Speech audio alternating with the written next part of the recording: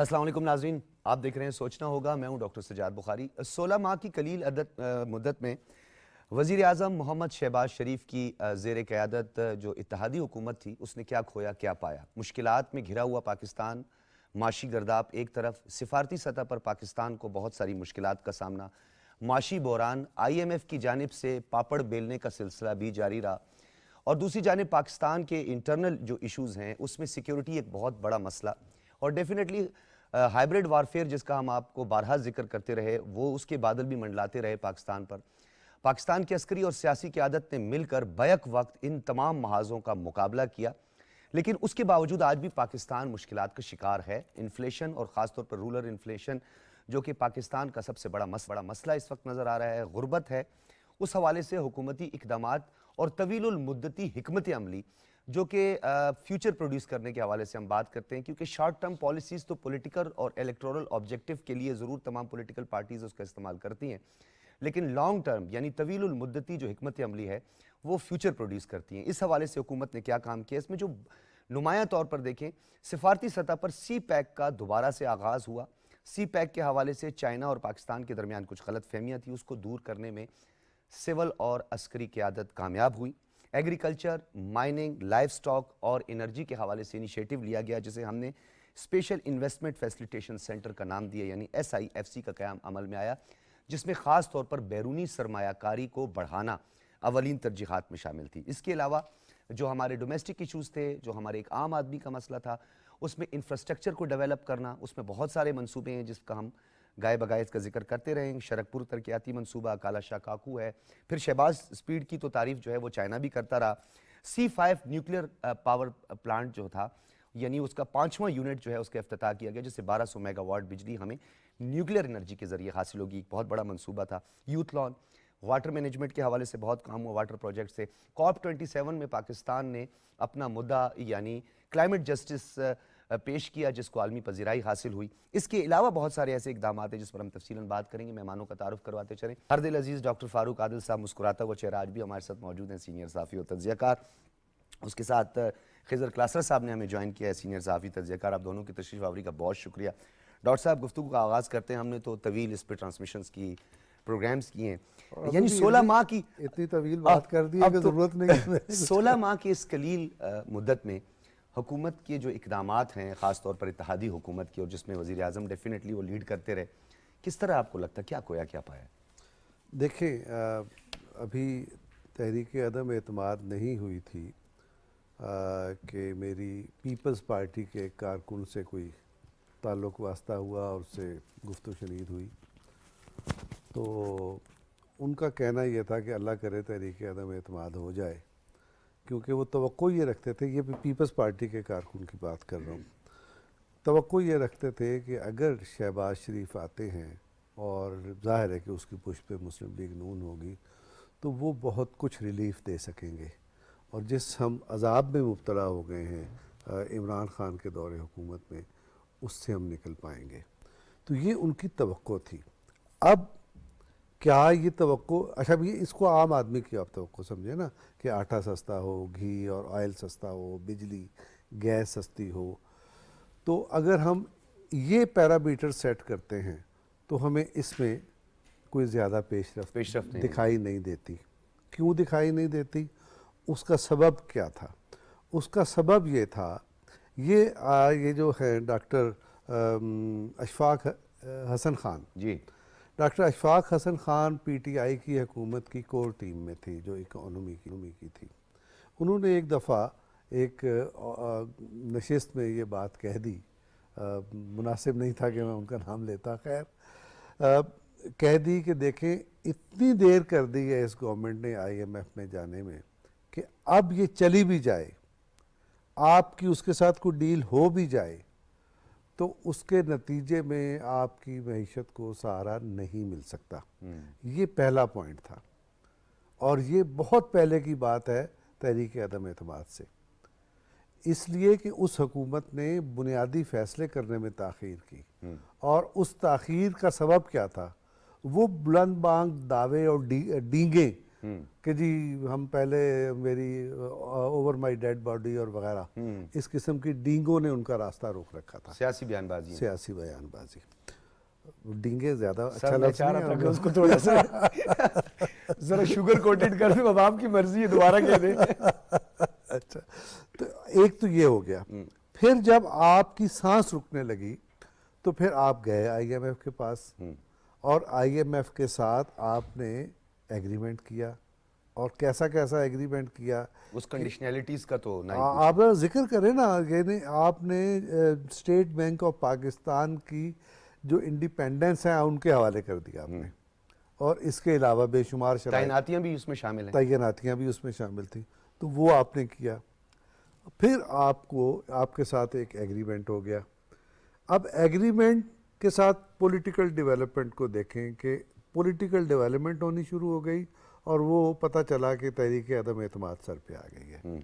اور جب یہ سمجھ میں آ گیا پی ٹی آئی کی حکومت کو اور اس کی لیڈرشپ کو کہ یہ اب ٹلنے والی نہیں ہے, تو انہوں نے کیا کیا, اس نے پورے ایگریمنٹ کو پس پش ڈالا, اور ایسے, اور سائفر تیار ہو گیا. نہیں سائفر کی تو باری بعد میں آئے گی, ایسے اقدامات کیے جس کے نتیجے میں آپ کی انہوں نے بجلی جو معاہدہ آپ نے کیا اس کا یہ ریٹ ہوگا, ہاں ٹیرف بڑھانے کی بات کی, آپ اس کو بہت نیچے چلے گئے. لیوی کا, پیٹرولیم لیوی کا, پیٹرولیم لیوی پر آپ بہت نیچے چلے گئے, اور آپ نے یہ سستی شہرت حاصل کرنے کا طریقہ ہوتا ہے, تو آپ نے اس طرح سے شہرت حاصل کی. آپ نے اور میں نے بھی پیٹرول ڈلوانا ہوتا اپنی گاڑیوں میں. کلاسرا صاحب کی تو گاڑی بھی زیادہ پیٹرول کھاتی ہے. تو اب یہ نہ کہ کلاسرا صاحب نے جو دوسری بات بولنی ہے آپ نے نہیں بولنی ہے سر کہ کون سی گاڑی زیادہ پیٹرول کھاتی ہے. تو کہنے کا مطلب یہ ہے کہ ہم سب نے پیٹرول ڈلوانا ہے, ہمیں بھی کچھ فائدہ ہوا ہوگا, لیکن ملک کا فائدہ اس سے نہیں ہوا. تو اس کے نتیجے میں آپ ایک کھائی تھی, یہ وہ کھائی تھی جس کے بارے میں پی ٹی آئی کے خود لوگوں نے کہا کہ ہم نے یہ بارودی سرنگیں کھود دی ہیں, اب آ کے وہ کر کے دکھائیں. ٹھیک ہے. تو وہ جب آئے تو سچی بات یہ ہے کہ آپ ڈیفالٹ پر تھے, اور کچھ لوگ یہ کہہ رہے تھے کہ آپ ٹیکنیکلی ڈیفالٹ ہو چکے ہیں. تو جب آپ ڈیفالٹ ہو چکے تھے تو یعنی اب یہ ڈیفالٹ جب ہوتا ہے نا, تو صرف یہ نہیں ہوتا کہ آپ کی معیشت مر جاتی ہے, آپ کا نیشنل نرو سسٹم بیٹھ جاتا ہے. بالکل, فائنینشیل انسٹیٹیوشنز کے ساتھ آپ کی کوئی ڈیل ہی نہیں ہو پاتی, پھر نہیں ہو پاتی, عام آدمی کا مورال ڈاؤن ہو جاتا ہے. بالکل, ہے نا. یہ چیلنجز تھے. پھر اس کے ساتھ اگلے چیلنجز کیا تھے؟ فیٹف, بہت بڑی فیٹف والا معاملہ, گرے لسٹ سے نکالا. آپ چین کے ساتھ بگڑ چکے تھے. ابھی وزیر اعظم نے آپ کو بتایا ہے کہ آپ او آئی سی میں اپنے پرانے دوستوں کے خلاف ایک نیا محاذ کھڑا کر رہے تھے, ہے نا. سعودی عرب اور یو ای کے درمیان بھی تو غلط فہمیاں تھیں, وہ بھی تو بہت بڑا مسئلہ تھا. یہ آپ نے کیا نہیں غلط کیا, یعنی شروع میں آپ نے بہت اچھا کیا کہ آپ نے گاڑیاں چلائیں اور ڈرائیور بن گئے. خیر اب سر وہ بعد میں آگے کلاسرا صاحب کی طرف لے کے جاتا ہوں. کلاسرا صاحب, اچھا ایک دو جملہ مجھے کہنے دیں. کہنے کا مطلب یہ ہے کہ یہ وہ ڈپریشن تھا, یہ اس ڈپریشن کا چیلنج تھا جس سے نمٹا گیا اور کامیابی سے نمٹا گیا. یہ ٹھیک ہے کہ ہماری زندگی میں وہ آسانی پیدا نہیں ہوئی, لیکن آپ ایک راستے پر پڑ گئے. ٹھیک ہے. کلاسرا صاحب, پالیسیز ہوتی ہیں ڈیفینیٹلی, جب بھی گورنمنٹ کوئی برسر اقتدار آتی ہے تو اس سے پہلے انہوں نے کوئی ایک حکمت عملی مرتب کی ہوتی ہے. بدقسمتی سے ایسا نہیں ہوا. حکومت سنبھالی پاکستان تحریک انصاف نے تو 9 ماہ تک آئی ایم ایف جانا ہے نہیں جانا ہے پتہ نہیں کیا کچھ بولتے رہے, پھر اس کے بعد گئے. اچانک ہم نے دیکھی گاڑیاں آکشن ہونا شروع ہو گئی پرائم منسٹر کی, پھر وہ بھینسیں بیچ دی, تو پھر یو اے ای کے جو سربراہ یہاں تشریف لائے تو پھر ان کے لیے رینٹ کی گاڑیاں دوبارہ لینی پڑی. پہلے گاڑیاں آکشن کر دی, بھینسوں کا مسئلہ آیا تو پھر وہ پیکٹ کے دودھ منگوانا شروع کر دی. خیر یہ لمبی ایک تاریخ ہے. پھر وہ مرغیاں, انڈے اور پھر کٹے, وہ پورا ایک سلسلہ چلتا رہا. ڈراپ سین یہ ہوا کہ سارے کا سارا مدعا ڈال دیا گیا سائفر پر. کیا لگتا ہے آپ کو کہ حکومت اس معاشی گرداب, سفارتی محاذ پر جو مشکلات تھی, وہ انٹرنل ہماری security, hybrid warfare, psychological warfare, domestic issues, domestic violation, بہت سارے ایشوز تھے, کیا ان کو حل کرنے میں کچھ کامیاب ہو پائی ہے؟ اور اگر انہوں نے پولیٹیکل کمپرومائز کیا ہے تو اس کے لانگ ٹرم کوئی بینیفٹس یا اس کا بینیفیشری کا عام آدمی ہوگا, لگتا ہے آپ کو؟ جو عمران خان صاحب کو یا تحریک انصاف کو جو کچھ ملا یا جس طرح دیا گیا, بگاڑ تو اسی وقت شروع ہو گیا تھا. اور ان کے دور حکومت میں جیسے آپ نے 9 ماہ کا کہا 9 माह के दौरान वो कुछ समझ ही नहीं पाए थे कि क्या हो रहा है, किस तरह हो रहा है और क्या होगा। उससे हम डायरेक्ट अगर इन पे आए कि इनको क्या मिला, जितना कुछ हुआ एक लंबी कहानी है, लंबा सिलसिला है, उसमें हुआ। तो मुझे जो सबसे अच्छी चीज़ लगी कि यहाँ पे 12 से 13 जमातें इकट्ठी थी पीडीएम की शक्ल में। मतलब पूरा पॉलिटिकल क्लाउड जो था इस मुल्क का वो एक तरफ था और दूसरी ऑन से- बोर्ड, ऑन बोर्ड था। बहुत बड़ी बात है ये। ज़ाहिर है कुछ साथी यहाँ मौजूद थे, कुछ फिर अभी तशरीफ लाए हैं। आज आपसे गुफ्तगू करने का मौका मिल रहा है हुकूमत के ख़त्म होने के बाद पहली मर्तबा। हमने कोशिश की कि अपने इस 1.25 साल के अंदर सियासी इंतकाम किसी से ना लिया जाए, और जो हमारे तल्ख तजर्बात थे, जिस कर्ब से, जिस अजियत से हमें गुजारा गया, झूठे केसेस बनाकर, गिरफ्तारी अमल में लाकर, हमारी तरफ से ना तो कोई ऐसा केस बनाया गया और ना ही किसी पर मंशियात डाली गई, ना ही किसी को बिला वजह जो है वो पाबंद सलासिल किया गया। जो वाक़यात 9 मई के थे वो चश्मे फलक ने आज से पहले नहीं देखे। जिस तरह से अपने ही मुल्क में अपनी ही दिफाई तनसीबात को हमला का निशाना बनाया गया, जिस तरीके से तोशा खाना का केस 11 माह चला, 2 जज तब्दील हुए, एक नहीं 2 जज तब्दील हुए। ये जज जफर इकबाल के पास केस था और उनको डरा धमका कर, उनको प्रेशराइज कर कर, उनकी अदालत पर धावा बोलकर उनको मजबूर किया गया कि वो केस को छोड़ दें। और तोशा खाना का ट्रायल कई महीने उसमें ज़ाया हुए कि वो रुक गया। अब तोशा खाना के तहाइफ को लेना, उनको डिक्लेयर ना करना, उनको ब्लैक मार्केट में बेच देना, उनकी फ़रोख्त से हासिल की हुई रकम को अपने ज़ाती इस्तेमाल में ले आना, उस रकम का कुछ का अकाउंट में जमा कराना और वो अकाउंट में जो रकम जमा हो उसका असल कीमत के साथ मुताबिकत ना रखना, ये कुछ ऐसी चीज़ें हैं जो शायद इस ट्रायल में इसका जवाब नहीं आ सका। अब ऑब्वियसली मुल्क में कानून राइज है, अदालतें मौजूद हैं कि जब आप कोई गैर कानूनी काम करते हैं, चाहे आप 11 माह उस ट्रायल को लटकाएं या आप उसमें आपके वकील हीले बहानों से काम लें या आप राह फरार इख्तियार करने की कोशिश करें, कभी ना कभी उसका जवाब देना होता है, कानून का सामना करना होता है। अब आपको चोरी के ऊपर 3 साल की सज़ा हुई है तो ववेला किया जा रहा है और तमाम तर मुल्क के नामवर वकला को बड़ी बड़ी फ़ीसें ऑफ़र की जा रही हैं कि वो आके ज़मानत करवाएं इस्लामाबाद हाई कोर्ट से। उसका एक प्रोसीजर है, जब होना होगा तो वो एक प्रोसीजर के तहत मामलात आगे चलेंगे, किसी की ख्वाहिश पे नहीं होगा।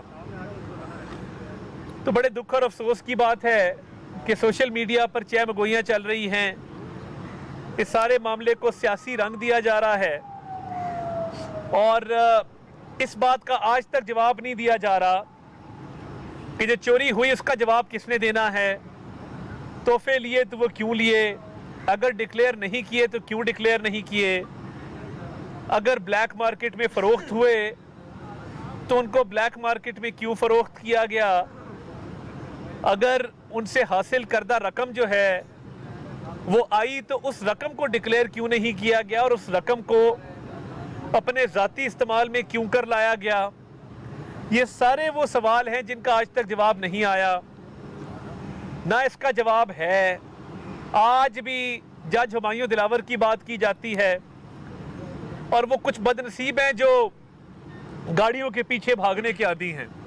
मैं किसी चीज़ से तशबीह नहीं देना चाहता, ना ये मुनासिब है कि किसी चीज़ से तशबीह दी जाए, मगर इस तरह गाड़ियों के पीछे दौड़ लगा देना, कभी कहना राना सनाउल्लाह बैठा है, कभी कह देना कि गाड़ी के अंदर जज हुमायूं दिलावर मौजूद हैं, पता नहीं किस किस की तस्वीर लगा के उसको हुमायूं दिलावर बनाकर पेश किया गया है।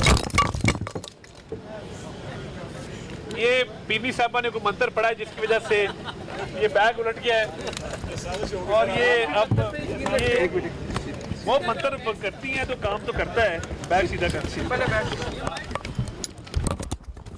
आप जैसे जज हुमायूं दिलावर का नाम लिया, आप देखिए कि ये बैग जो है ये नहीं, मोतरफ ने भी उनसे भी बात करते हैं, अभी उनसे भी बात करते हैं।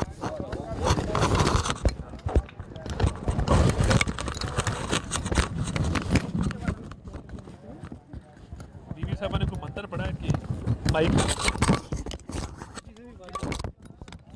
एक और बैग मिल सकता है? एक बैग और दे दो।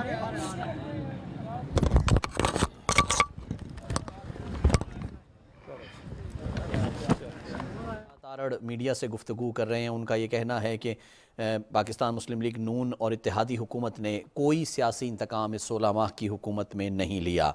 उनका ये कहना है कि 9 मई के वाक़यात असल में मुल्क दुश्मन अनासिर के वाक़यात थे, उनको सपोर्ट करना, उनको करना, ये तमाम के तमाम जो है ये मुल्क दुश्मन अनासिर हैं। का नाम लिया और गाड़ी के पीछे भागने वालों का नाम लिया तो ये माइक उलट गए। तो इससे मुझे अभी याद आया, मैं उस पर भी बात करता हूँ, मगर ये बड़ी बदकिस्मती है कि कुछ लोगों के नसीब में है गाड़ियों के पीछे भागना। वो मियाँ नवाज शरीफ ने कहा था कि हम सड़कें बनाते जाएंगे और तुम सड़कें नापते जाओगे, और वही हुआ कि आज की तारीख तक हम सड़कें बनाते जा रहे हैं और वो सड़कें नापते जा रहे हैं। तो मैं ये समझता हूँ बड़ी बदकिस्मती है कि बैरून मुल्क भी किसी भी शख्स को जाके हुमायूं दिलावर से तशबीह दे के इस तरह ज़दोकोप करना, ये नामुनासिब है। और अब करने को कुछ नहीं है, सोशल सिक्योरिटी के पैसों पर वहाँ पलते हैं और पाकिस्तान से गए हुए अफराद को वहाँ पे इस तरीके से बदतमीज़ी का निशाना बनाते हैं। मरियम औरंगज़ेब साहिबा के साथ भी ये अमल हो चुका, और ये बड़ी ज़्यादती है कि अब किस्मत में हो ना 5 घंटे एयरपोर्ट पे वेट करना, तो फिर उसको चेंज कोई नहीं कर सकता। 5 घंटे एयरपोर्ट पर वेट करते हैं और चाहे कोई शख्स नज़र आ जाए दौड़ लगा देते हैं, वो देखो हुमायूं दिलावर, वो देखो राना सनाउल्लाह, तो हर वक्त गाड़ियों के पीछे भागते रहते हैं। नसीब की बात है। तो क्या वजह है कि ये एक जज के खिलाफ बैरून मुल्क कैंपेन चलाई जा रही है? वजह सिर्फ इतनी है कि उसने आपसे आपकी चोरी का पूछा, जो कि उसकी ड्यूटी थी, जिसकी वो पाकिस्तान की सरकार से, पाकिस्तान के ख़जाने से तनख्वाह लेता है। उसने पूछा कि तोशा खाना से चोरी क्यों की, डिक्लेयर क्यों नहीं की गई, और अगर डिक्लेयर नहीं की तो फिर इसकी जो पैसे हासिल हुए वो कहाँ पे गए। इन तमाम सवालात का जवाब देने से इमरान नियाज़ी कासिर रहे और 3 साल कैद उनको सुनाई गई। तो अब वावेला है, अल्लाह ताला से डर के मैं कहता हूँ, मुंह पे हाथ फेर के कहते थे टीवी उतार लूँगा, ये घर का खाना खाना चाहते हैं, इनको वॉशरूम चाहिए शहाना, इनके मैं एसी बंद करूँगा, इनके मैं पंखे बंद करूँगा। अल्लाह से पनाह मांगनी चाहिए, डरना चाहिए। आपने चोरी की है, आपको चोरी के इल्ज़ाम में कैद हुई है, आज तक आपके वकला टेक्निकलिटी पे खेल रहे हैं, कोई नहीं बता रहा कि तोशा खाना की चोरी क्यों की, क्यों डिक्लेयर नहीं की, क्यों आपने तोशा खाना के तहाइफ को डिक्लेयर ना करके जो रकम भी हासिल हुई वो भी डिक्लेयर नहीं की, वो भी खा गए। तो ये पाकिस्तान का कानून है, सामना तो करना होगा। अब प्रॉब्लम क्या है? प्रॉब्लम ये है कि आदत पड़ गई थी लाडलेपन की, आदत पड़ गई थी रिलीफ की। अब मैं इस चीज़ में आज जाना नहीं चाहता था, मगर मैं थोड़ी बात साइफर पे भी करना चाहता हूँ कि जिस तरीके से ऑफिशियल सीक्रेट्स एक्ट की खिलाफ वर्जी की गई, और जिस तरीके से अब एक नई स्टोरी, एक पाकिस्तानी जर्नलिस्ट जो न्यूयॉर्क बेस्ड है, वो कह रहा है कि अनकन्फर्म्ड सोर्स है और अनकन्फर्म्ड खबर है जो मैं दे रहा हूं, यानी पूरे मुल्क को कहा एब्सोल्युटली नॉट, हम कोई गुलाम हैं। और आजम खान जो उनके सेक्रेटरी हैं वो वादा माफ गवाह भी बन चुके, उन्होंने कहा कि झूठे मिनट्स बनाए गए थे, झूठा बयानिया गढ़ा गया था। अब इंटरसेप्ट में एक ओपिनियन आया है, ये किसी का ओपिनियन है, जिसको रंग ये दिया जा रहा है कि अमेरिका इनकी हुकूमत का तख्ता उल्टाना चाहता था। भाई अगर ये काम करना था तो आपके वहाँ पे सफ़ीर को बुला के कहना था हम आपका तख्ता उलटना चाहते हैं हुजूर, जनाब मोहतरम सफ़ीर साहब, आपको बुलाया है ये बताने के लिए कि हम आपका तख्ता उलटना चाहते हैं। यानी साइफर जो आया उसमें जो भी बात दर्ज थी, जो भी तहफ़्फ़ुज़ात थे, जो भी मामलात थे, एक ऑफिशियल सीक्रेट्स एक्ट के तहत असास डॉक्यूमेंट था जो आपने जलसे में लहराया, जिसको आपने पाकिस्तान की सालमियत के ख़िलाफ़ इस्तेमाल किया, पाकिस्तान की साख ख़राब की, पाकिस्तान के बैनुल-अक़वामी सतह पर ताल्लुकात को नुकसान पहुँचाने की कोशिश की। वो भी मुकदमा इंशाल्लाह आप पर चलना चाहिए और चलेगा, हमें पूरी उम्मीद है। ये नहीं हो सकता कि पाकिस्तान के पूरे साइफर सिस्टम को एक शख्स कॉम्प्रोमाइज़ कर जाए और उसने तोशाखाना की चोरी भी की हो, चोरी का जवाब भी ना हो और वो बच निकले। ये नहीं होगा। आज जो डायरी सामने आई है उस पर भी बात करते हैं, क्योंकि ये मामला शुरू हुआ था कि अरसलान बेटा इसको गद्दारी से लिंक कर दो। आप अंदाज़ा करें कि एक न्यूक्लियर स्टेट का वज़ीर आज़म, एक न्यूक्लियर स्टेट पाकिस्तान का वज़ीर आज़म, वो किसकी डिक्टेशन पे चलता है? वो खातून कह रही हैं कि जहाँ पे आपकी कोई मुखालफत करता है तो इसको गद्दारी से लिंक कर दो। वो ऑडियो मौजूद है जिसमें वो कह रही हैं कि ये अलीम खान, ये फ़लाँ, इनको आप गद्दारी से लिंक कर दें क्योंकि ये हमारी मुखालफत करते हैं। पहली चीज़। दूसरी ऑडियो आई जिसमें जुल्फ़ी बुखारी साहब को फरमा रही हैं कि खान साहब की कुछ घड़ियां हैं, इनको बेच वगैरह दें, ये पड़ी हैं, ये इस्तेमाल की नहीं हैं। आपने अगर F6 में बेचनी थी तो यह दुकान सामने आप किसी मुलाजिम को दें, किसी ड्राइवर को दें, इधर बिक जाती हैं घड़ियां। मगर जब आपने ब्लैक मार्केट में बेचनी हो तो फिर जुल्फ़ी बुखारी जैसा प्लेयर चाहिए होता है जिसके बैनुल-अक़वामी सतह पर ताल्लुकात हों। दूसरी ऑडियो आई जिसमें कह रही है घड़ियां बेच दें, फिर कह रही मेरे साथ एक बच्ची होती है फ़रा। आप अंदाज़ा करें अगर वो बच्ची है और मासूम है तो फिर हम तो पता नहीं किस दर्जे में आते होंगे कि वो उसको भी ख़राब करेंगे तो ये आप घड़ियां बेच दें। यानी अरसलान बेटा गद्दारी से लिंक कर दो, जुल्फ़ी बुखारी ये घड़ियां बेच दो। फिर तीसरी ऑडियो आती है जहाँ पे मुलाजमीन को डांट रही हैं कि इन तोशाखाना के तहाइफ की तस्वीर क्यों ली, इनको क्यों खोला, ये घर से बाहर जाने वाले तोहफों का तो समझ आती है, अब घर से बाहर तोहफे क्यों जाते थे? ये बेचती थी क्योंकि वैल्यू लगवाती थी। पहले ये वैल्यू लगवाती थी, फिर ये उसको बिकवाती थी। इसलिए कह रही हैं कि ये जो तोहफे हैं इनकी तस्वीर मत खींचो, ये नज़र में नहीं आने चाहिए, क्यों खींच रहे हो? अब बात यहाँ तक आ गई है कि बयानिया घड़ा जा रहा है कि अदलिया को अंडर प्रेशर करो, अदलिया पर वार करो ताकि हमारे खिलाफ फैसले ना दे सकें। और क्या लिखा है कि एस्टैब्लिशमेंट को अंडर प्रेशर करो, गवर्नर राज लगाना है लगाओ, इदारों को अंडर प्रेशर करेंगे तो हमारी बचत होगी। यानी वो सुना था कि खान साहब सारे फैसले वहाँ से करवाते हैं, आज तो बिल्कुल वाजे हो गया उन ऑडियोज़ की रोशनी में जो पीरनी साहिबा की आई और अब जो ये डायरी सामने आई है। तो ये कोई अचंभे की बात नहीं है कि साइफर के मिनट्स बैठ के खुद बनाए, कोई अचंभे की बात नहीं है कि झूठा बयानिया घड़ा गया, कोई अचंभे की बात नहीं है कि पाकिस्तान को बैनुल-अक़वामी सतह पर बदनाम करने की कोशिश की गई। क्योंकि जब फैसले इस तरह होंगे घर में बैठ के और एक डिक्टेशन ली जाएगी। अब एक और ऑडियो उसका मैं जिक्र भी नहीं करना चाहता, जुल्फ़ी बुखारी साहब वाली, मुनासिब नहीं है, मगर घड़ियां बेचना, अरसलान बेटा गद्दारी से लिंक कर दो, मुलाजमीन को डांट डपट के क्यों खींची तस्वीरें, तहरीक इंसाफ को तकसीम करने में बड़ा इनका हाथ है। ये चोरी चकारी में और उस्मान बुज़दार को वज़ीर आला लगाने में पेश ना होती तो आज मुल्क का सिनारियो मुख्तलिफ होता। मगर इन्होंने ये सारे जराइम किए हैं जो आज डायरी से साबित हो गए। ये सिर्फ डायरी का मामला नहीं है, ये 49 साल का मामला है जिसके अंदर एक के बाद एक गलत फैसला किया गया, सुपरस्टिशन पे मबनी फैसले किए गए। जो भी अमल करते मुझे नहीं पता, अल्लाह बेहतर जानता है, मगर जो भी मामलात इन्होंने किए वो खास साहब डिक्टेशन लेते थे, ये डिक्टेशन देती थी। क्या ये जायज़ है कि एक वज़ीर आज़म अपने हलफ से इनहराफ करे और इस तरह के फैसले करे, एक न्यूक्लियर स्टेट का वज़ीर आज़म, और इस तरह फैसले हों घर में बैठ के? तो ये साइफर की भी कहानी इससे मिलती जुलती है, यही हुआ है, इन्हीं की डिक्टेशन पे हुआ है। और मैं ये समझता हूँ कि ये बड़ी ज़्यादती वाली बात है कि आप जजेस के ख़िलाफ़ कैंपेन चलाएं, आप बैरून मुल्क कैंपेनें चलाएं, توشہ خانہ کا آپ سے جواب نہ دیا جائے مگر آپ کیمپینیں ضرور چلائیں ججوں کے خلاف. تو یہ توشہ خانہ کی سزا چوری پہ ہوئی ہے, بدنیتی پہ, کرپشن پہ ہوئی ہے. جواب تو آپ نے دیا نہیں, اس لیے آپ جیل میں ہیں.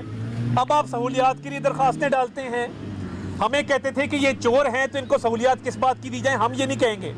ہمیں اللہ تعالیٰ کا خوف ہے, ہمیں اس مالک کا خوف ہے جس کے قبضے میں ہماری جان ہے. رحم مانگنا چاہیے. وقت ہمیشہ یکساں نہیں رہتا, ہمیں بھی اس بات کا ادراک ہے. مگر اتنی چوریاں کر کے جواب نہ دے کے آج آپ سہولیات مانگ رہے ہیں تو یاد تو آتا ہوگا جب منہ پہ ہاتھ پھیر کے کہتے تھے میں کچھ نہیں چھوڑوں گا ان کا.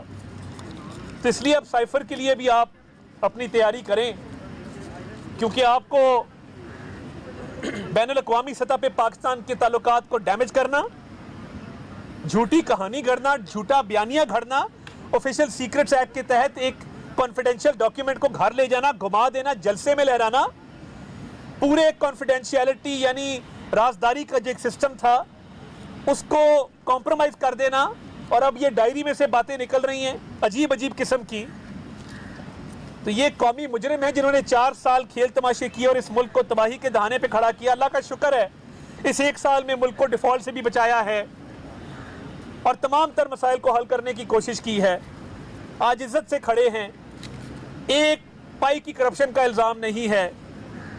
اور ان لوگوں نے جو 4 سال میں کیا آج یہ بھگت رہے ہیں اور انشاءاللہ مزید بھی بھگتیں گے. آپ کا بہت شکریہ. سب سوال لے رہے شیراز نیو ٹی وی سے. آپ نے ڈائری کی بات کی اور تمام تر باتیں آپ نے کی. ایک بات آپ نے مس کی ہے اور وہ بات یہ ہے کہ اقتباس ہے کہ خان صاحب کو کہا گیا ہے کہ آپ نے دودھ جو ہے وہ رات کو پینا ہے. تو اس کی وجوہات کیا ہے, کیا محرکات ہے اس کے پیچھے؟ دیکھیں میں سیاسی معاملات پہ تو کہہ سکتا ہوں کہ ججز پہ پریشر ڈالا گیا, اسٹیبلشمنٹ پہ پریشر ڈالا گیا, غداری کا بیانیہ گھڑا گیا, سائفر کا بیانیہ گھڑا گیا.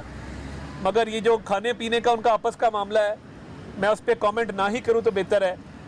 مگر یہ پورا ملک جانتا ہے کہ کس طریقے سے ڈکٹیشن دے کے تو اس ملک کی سیاست کو آلودہ کیا گیا, گندا کیا گیا, لوگوں کی پگڑیاں اچھالی گئیں, عزتیں اچھالی گئیں. یہ آج آپ سب کے سامنے آ گیا. یہ بتائیں کہ آج کا جو عطا صاحب جو آیا ہے سپریم کورٹ کا جو فیصلہ آیا ہے بڑا کلیئر ہے. اس سے کوئی اثر پڑے گا؟ کوئی اثر نہیں پڑے گا. میں سمجھتا ہوں کہ ابھی بھی سینٹ موجود ہے, پارلیمان کی توہین کی گئی ہے. اس پارلیمان کی قانون سازی کو ختم کر کے کالعدم قرار دے کے ہم نے پہلے کہا تھا ہم نے سیلف سرونگ لیجسلیشن نہیں کی, پرسن اسپیسیفک لیجسلیشن نہیں کی. ہم نے کیا کیا, اس قانون کے تحت صرف ریویو کا رائٹ دیا تھا کہ جس کا ریویو وہاں سے ریجیکٹ ہوتا ہے اس کو ایک رائٹ مل جائے کہ وہ اثر نو ریویو فائل کر سکے. میاں صاحب کا پناما کا ریویو پہلے ہی ریجیکٹ ہو چکا تھا, خواجہ حارث صاحب نے فائل کیا تھا اس زمانے میں. تو میاں صاحب کا کیس اس زمانے میں آتا نہیں ہے. میاں صاحب کا 5 سال کی ڈسکوالیفیکیشن کی قانون سازی آ چکی کہ وہ لائف ٹائم نہیں ہوگی, 5 سال ہوگی. وہ ان کی مدت ختم ہو چکی ہوئی ہے. جہانگیر ترین صاحب کی بھی ختم ہو گئی ہوئی ہے. اب اس ملک میں زندگی بھر کے لیے نااہلی نہیں ہے, 5 سال کی مدت مقرر کر دی گئی ہے, وہ دوسرا قانون ہے. اور ایک پریکٹس اینڈ پروسیجرز ایکٹ ہے جس کے تحت اپیل کا رائٹ دیا گیا ہے, وہ بھی ایکسرسائز ہو سکتا ہے. تو یہ قانون ختم کر کے پارلیمان ویٹ کیا گیا کہ پارلیمان گھر جائے تو ساتھ ہی یہ قانون سازی کر دی جائے. یہ مناسب نہیں ہے. سینٹ موجود ہے, اس پہ رد عمل آئے گا انشاءاللہ. مگر میں یہ سمجھتا ہوں کہ قانون سازی پارلیمان کا استحقاق ہے, اختیار ہے آئین کے مطابق, جوڈیشری کا نہیں ہے. یہ فیصلہ غلط ہوا ہے. تھینک یو, بہت شکریہ. رہنما مسلم لیگ نون عطا تارڑ میڈیا سے گفتگو کر رہے تھے. انہوں نے کہا کہ تمام تر مشکلات کے باوجود پوری کوشش کی کہ ملکی مسائل کو حل کیا جائے. بہت سارے بحرانوں کا سامنا رہا لیکن ملک کو مسائل سے نکالنے کی پوری کوشش کی. ہماری کوشش رہی کہ کسی سے سیاسی انتقام نہ لیا جائے. جو بھی کارروائی ہوئی قانون کے مطابق ہوئی. توشہ خانہ ٹرائل کئی ماہ تک زیر التوا رہا. یہ تھی پی ٹی وی تازہ ترین.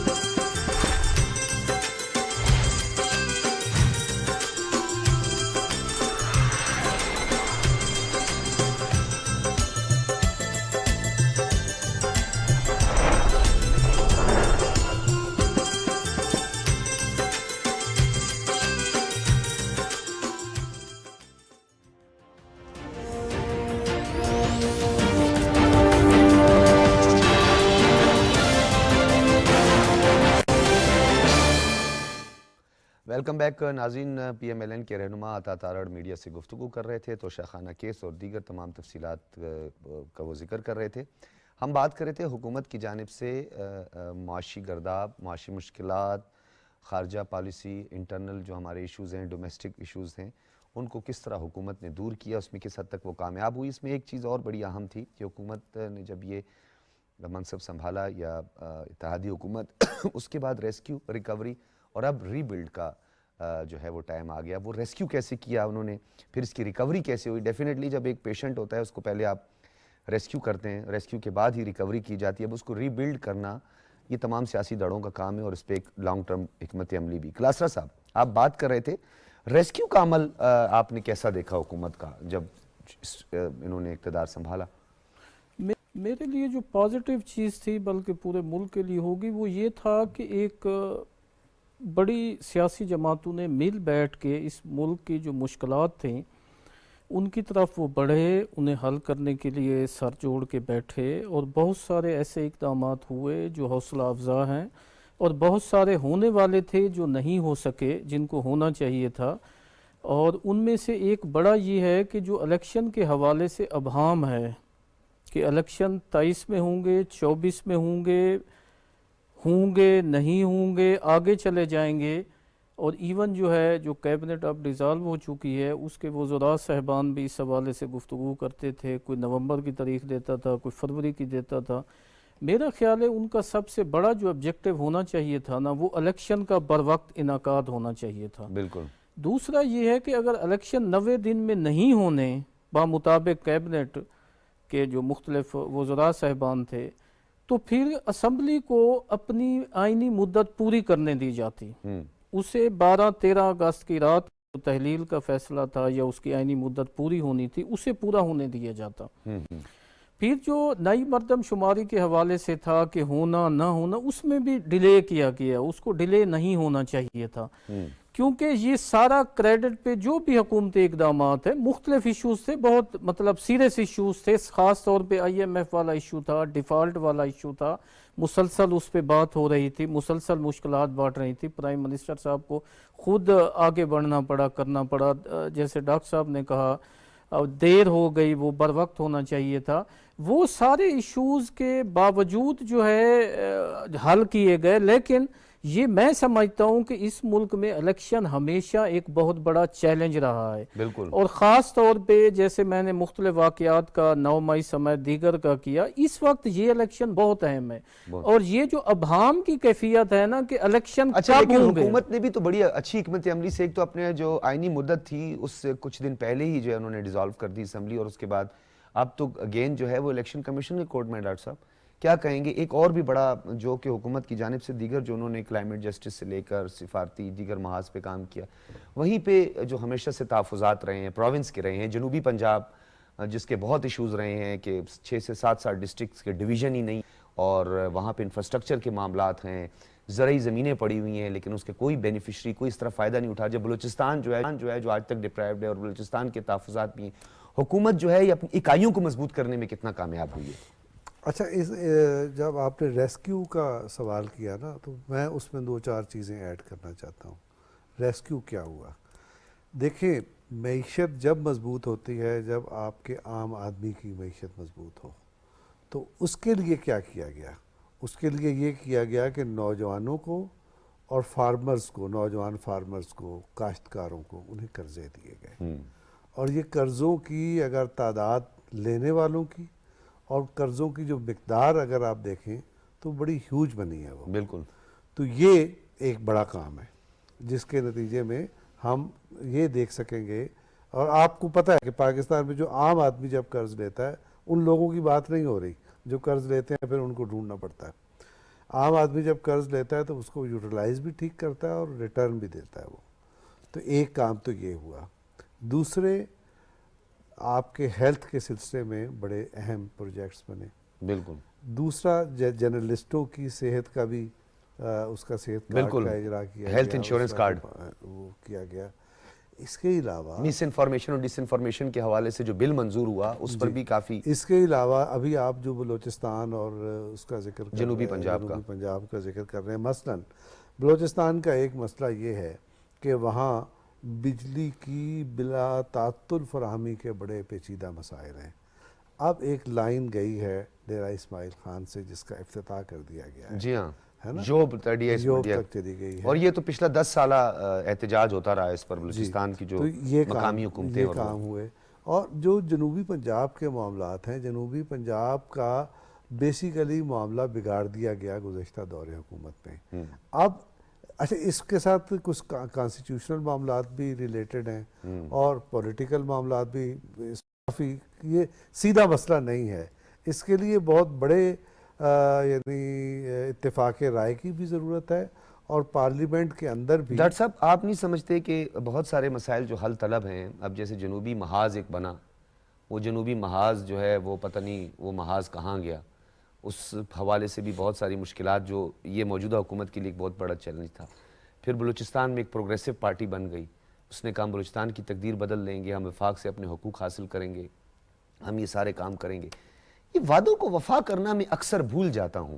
سیاستدان اس بات پر کب تیار ہوں گے, کیونکہ مینڈیٹ بھی وہیں کا ہوتا ہے, پھر وہ وعدے بھی وہاں کے ہوتے ہیں. اگر آپ شعر پڑھنے کی کوشش کر رہے تھے تو نہیں, شاعرانہ انداز میں سوال ہمیشہ دیر کر دیتا ہوں. میں ہمیشہ چلے آپ اس کو چھوٹا سے کریں, پھر میں کلاس رہا صاحب کی طرف اس کا شارٹ دیکھیں وہ سیاسی گیبکس تھے جن آپ سیاسی گروہوں کا نام لے رہے ہیں.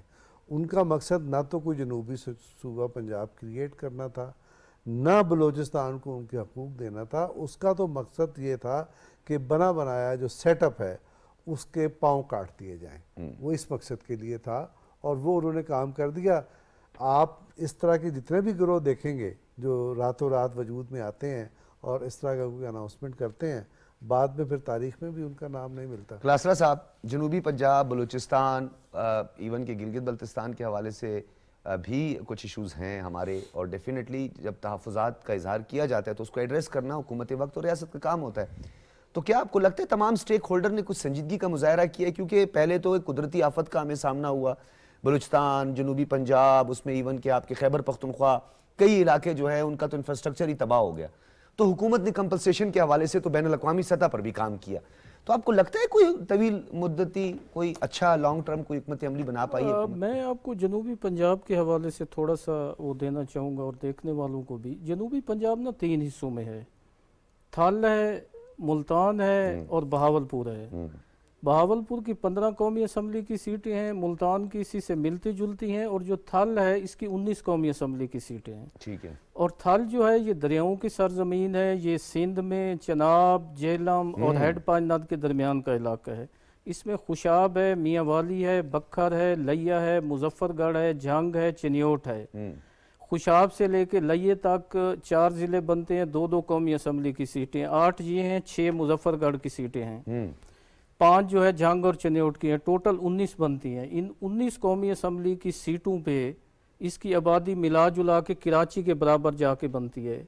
ان 19 میں کوئی میڈیکل کالج نہیں ہے, کوئی موٹر وے نہیں ہے, کوئی ایکسپریس ہائی وے نہیں ہے, کوئی زرعی یونیورسٹی نہیں ہے, کوئی وومن یونیورسٹی نہیں ہے, کوئی ریلوے کا انفراسٹرکچر نہیں ہے جسے اب تازہ وہ کیا گیا ہو, کوئی ٹیکنالوجی کالج نہیں ہے. یہ بات آپ بالکل ٹھیک کہہ رہے ہیں, لیکن کلاسرا صاحب ایک شخص جو آپ کو اس وقت کا مطلب پتہ نہیں کیا کیا کہتا تھا, لیڈر تھا, پتہ نہیں ٹیپو سلطان بھی تھا, یہ سارا کچھ تھا, میاں والی سے اس کا تعلق تھا, انہی ڈپرائیوڈ ایریاز کا اس نے ووٹ حاصل کیا, اس نے کہا میں سیکریٹریٹ بنا دوں گا, اس نے کہا جناب میں تو اس نے کچھ بھی نہیں بنایا. مجھے اس بات میں کہنے میں کوئی حرج نہیں ہے, کوئی وہ نہیں ہے. ایون جسے کاتے روڈ کہا جاتا ہے مظفر گڑھ میاں والی روڈ کو, اس پہ بے تحاشا لوگوں کی ٹریفک حادثات میں وہ یہ اس چیز کا چیئرمین پی ٹی آئی کو پتہ تھا, لیکن اس نے ان علاقوں میں نہیں, خالی سردار صاحب نے 64 روڈ بنا دی. 19 قومی اسمبلی کی سیٹوں میں آپ تلاش کرنے لگے, آپ کو کوئی یونیورسٹی نہیں ملے گی, اسلامیہ جیسی, بہاؤالدین زکریا یونیورسٹی جیسی,